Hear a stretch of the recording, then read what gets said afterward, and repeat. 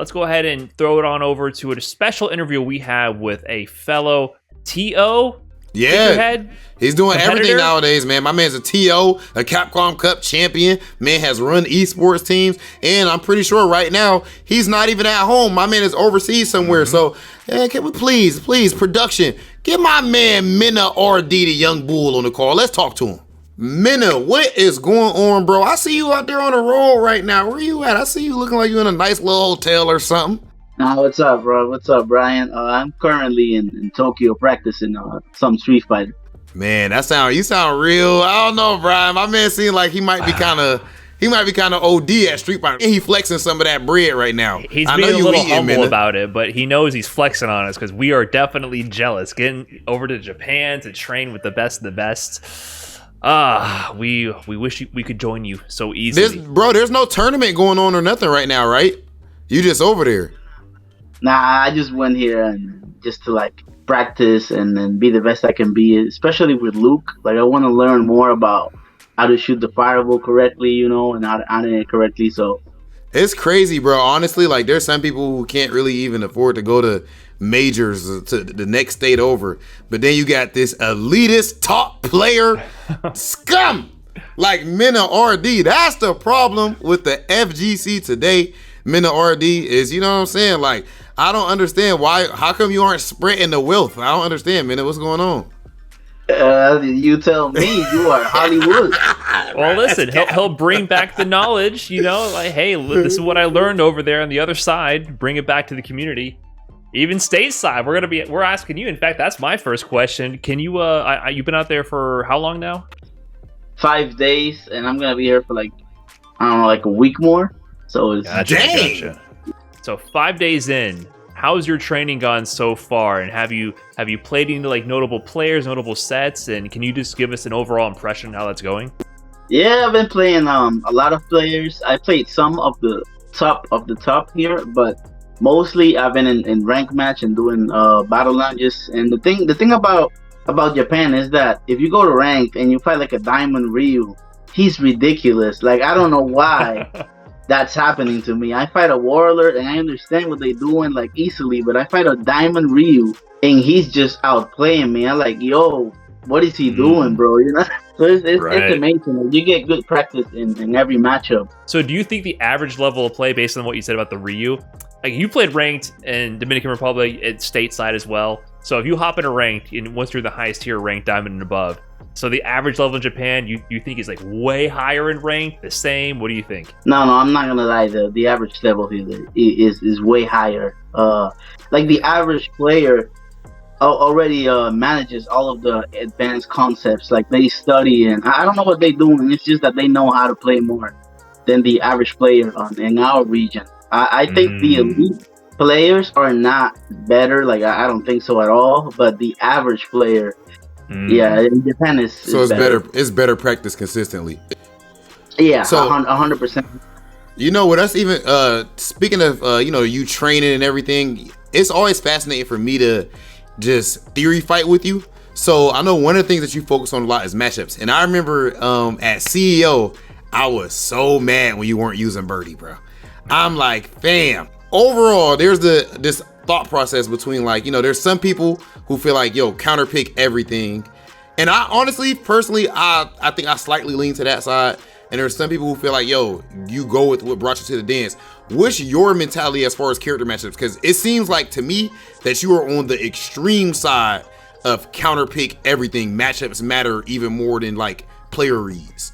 Well, I feel that what's happening to me is that I can use characters that play to my strength. So Birdie, usually he enhanced the way I played. And when I try to translate that style to Luke, it's gonna work because I'm a good player, but I'm not gonna abuse the best tools that Luke has. So if I go in with Luke, it can be good, but it's not the best because Luke's best way of playing is lame. You are addressing that you need to adapt to the style that the characters require, but just even going to the character, do you feel like there's a balancing act for, do I make the switch here versus it's more valuable for me to just to buckle down with my current main, my current strategy. You're one of the best 11 players in the world, you know, like you, Punk, Momochi are like up there, like the top 3 I can name for just picking anybody on the cast and winning. But in tournaments, you know, sometimes we see you go from character to character, but then sometimes the clutch moment comes and it's still Birdie. Do you feel like there's something just like that power up where you just connect on a soul level with the character? I didn't know how to control my instinct, and with Birdie, my instinct was a good thing. Like when I played you before, and I played you with B Trigger 2, like it was very good matches. But when I picked B Trigger 1, you were like, bro, I don't know. The way you're moving is different. It's Right. because it was my instinct. But with Luke, that was not a good thing. Now, it's working way better. So I feel that if you main a character, it can be good because you're gonna be better with that character than someone that splits their time.